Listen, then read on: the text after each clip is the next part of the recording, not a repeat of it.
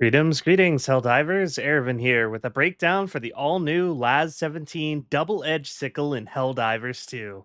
Although on the surface this new laser AR seemed to just be a copy of the original or just another dime a dozen automatic rifle added to the game, it turned out to be much more than that, showing itself to be in reality one of the most unique primary weapons ever added to the game due to its heatsink mechanics.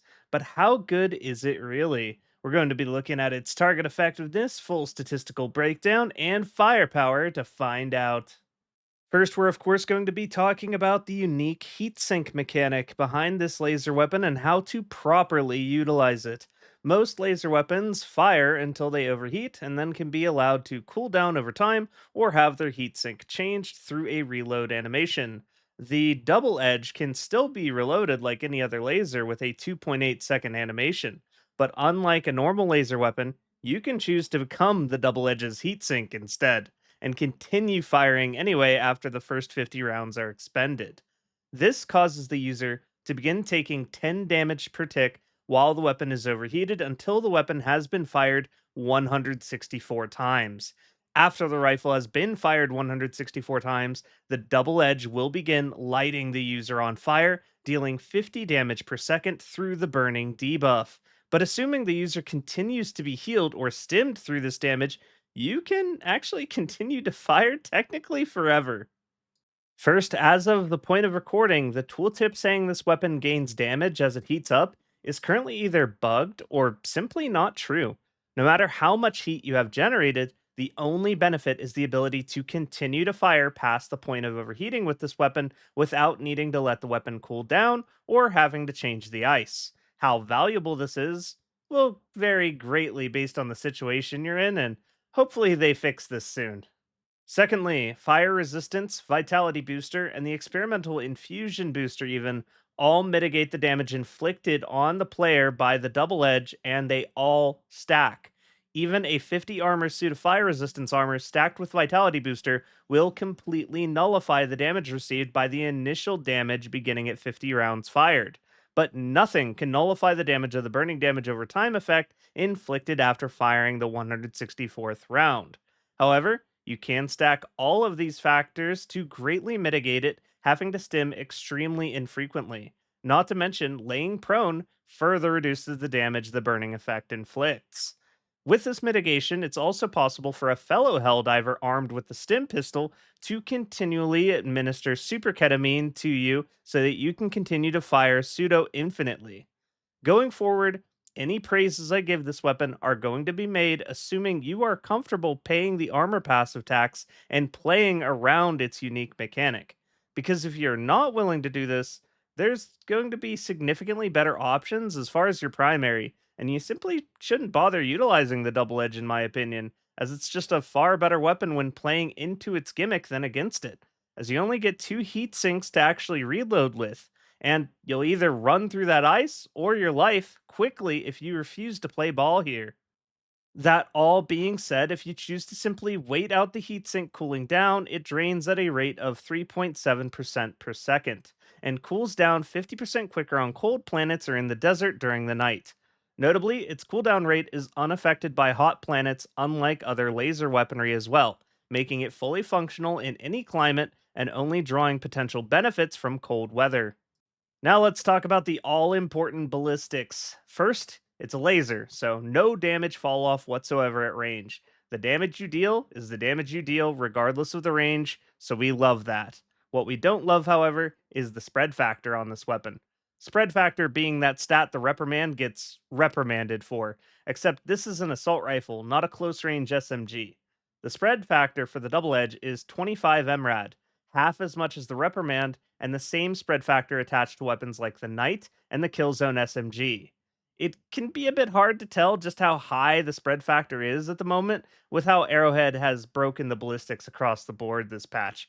But even once that bug is fixed, the double edge has pretty overall low accuracy that you can make up for with the volume of fire, making small weak points unideal compared to medium ones in my experience. That being said, the optic on the weapon is middle of the road, hosting a 3x variable scope, good for pinging distant targets. Just make sure to sling more than a couple rounds to be sure one actually hits the target given the low accuracy. Let's talk about the positive side of the ballistics, though. This weapon has next to no vertical or horizontal recoil with a very solid 65 points of ergonomics, making it a very responsive weapon capable of rapid target acquisition and change ups. The damage the weapon deals is overall very low, though, dealing 55 ballistic damage with only 5 durable damage. And again, currently, as of this patch, the damage does not currently scale at all with heat generation, so the double edges per bullet damage is the lowest in the entire game. Thankfully, the low per bullet damage doesn't necessarily mean the target effectiveness is weak, as the weapon does have medium armor penetration, despite the in game tooltips stating otherwise. And with a pseudo infinite magazine, the 700 RPM means the effective DPS at any given moment, once you get past the initial spool up, is 642 damage per second. 2 damage above the lowest DPS assault rifle, the Liberator Penetrator. But it can keep up this damage per second infinitely under the right circumstances, unlike the Penetrator, which requires relatively frequent reloads. So, although the damage is far from what anyone would call impressive, it's made up for with volume of fire, pseudo infinite ammo, ease of use due to the handling stats, and a decent arrangement of targets thanks to its medium penetration, making it an overall pretty reasonably balanced gun overall, especially if you're a fan of bringing flamethrowers or other fire based weaponry that have synergy with bringing fire protective equipment. Lastly, as you probably guessed, when it comes to what targets the double edge is effective against, it's more than capable of shredding through any medium or smaller targets across all three factions.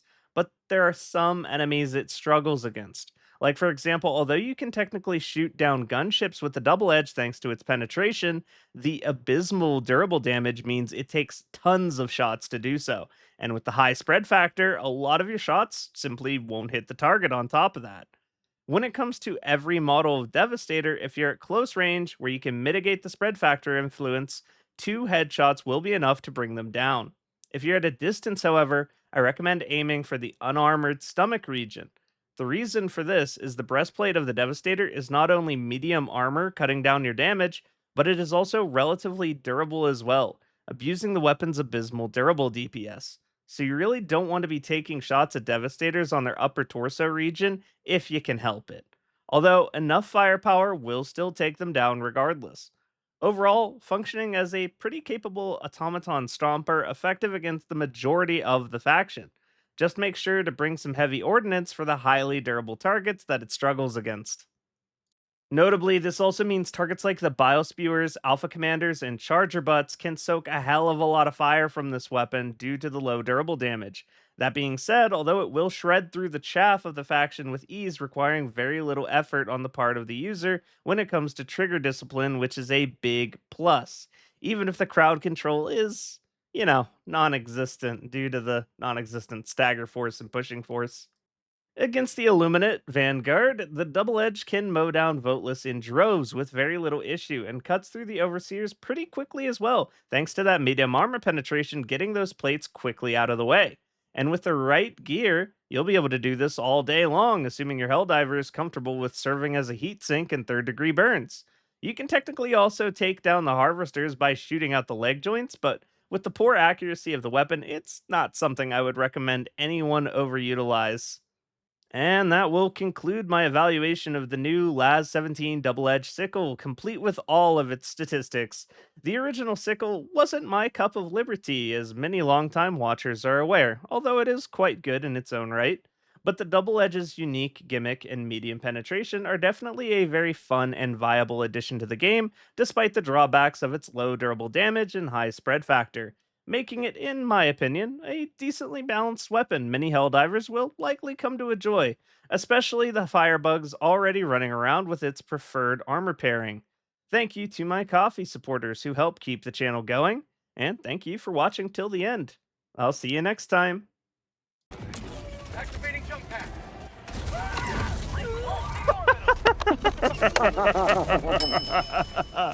I saw that.